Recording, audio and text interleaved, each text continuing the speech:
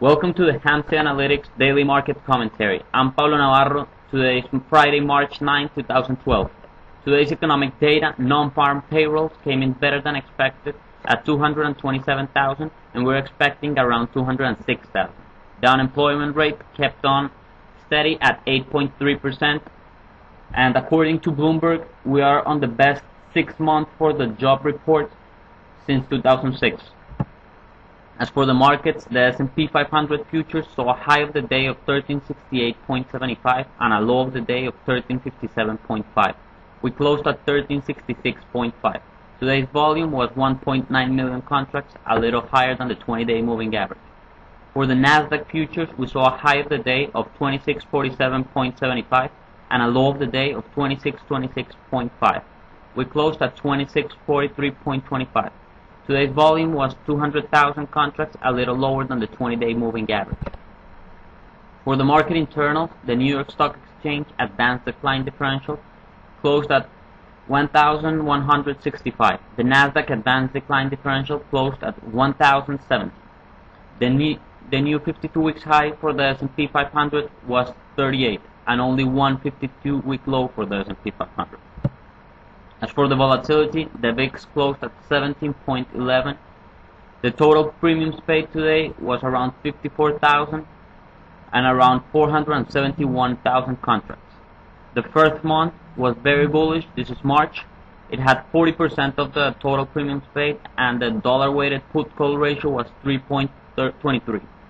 For April, we closed at 0.61, and the total premiums paid was 48%. That was basically the whole concentration of the total premiums paid today.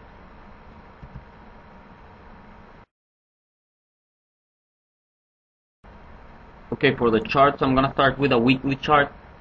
We see here that we have another consecutive positive week, which is very good.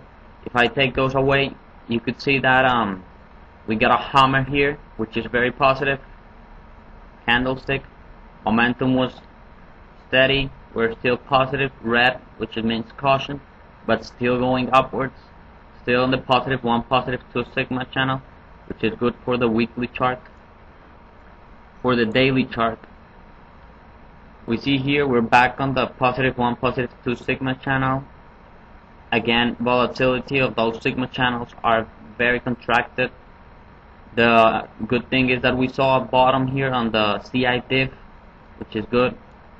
Momentum didn't build to the downside, and with today's positive number, we went higher again with Greece news, which was almost expected. Not much happened. We're gonna see what happened Monday when Europe opens. For the intraday, we're basically flat the whole day. You can see here, this is the non-farm, which spiked up really high with a very good number today. Then we came back a little. When the market opened, it went back higher again, made new highs for the day, and after that, we stayed basically on a handle and a half channel throughout the whole day. After there was a news about that Greece actually did default and the CDS were triggered, we sold off a little, nothing significant, and then at the close we went back again up. So basically flat from after the first hour till the close, which was positive. We ended almost at the highs of the day.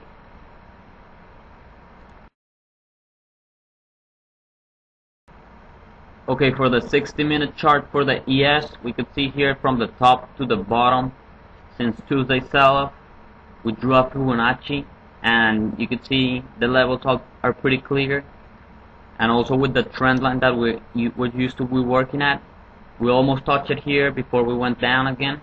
So these are important levels to watch.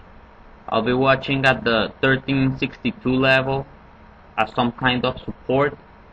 And of course the 1371 will be resistance, which obviously it's the high of the year. It's a very important number. But you could use this Fibonacci to use some support here to place those levels on your day trades.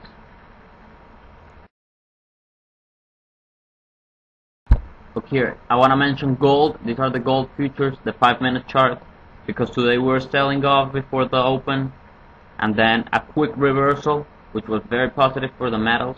They ended up almost a percent higher after this big reversal. This is a 5-minute chart, an intraday, very interesting reversal for the metals. Still for the daily chart, we're above most of the moving averages right now, the important ones, the 100, the 50, and the 200-day moving average. Still, I would be very cautious here to put on a trade, but still we're getting up a bounce from the dangerous level below the 200-day moving average. Here we have the crude daily chart. This is the CL. So you can see here we have some support here right now. This was the highs for the January after we broke them on Feb. We tested them a couple of days ago, and after that we went back higher.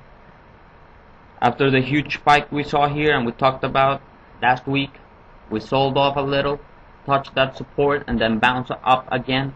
Note that none of the moving average crossed, so this is positive. We are looking for a retest of the highs and see what happens next from here. Have a great weekend. We'll see you Monday.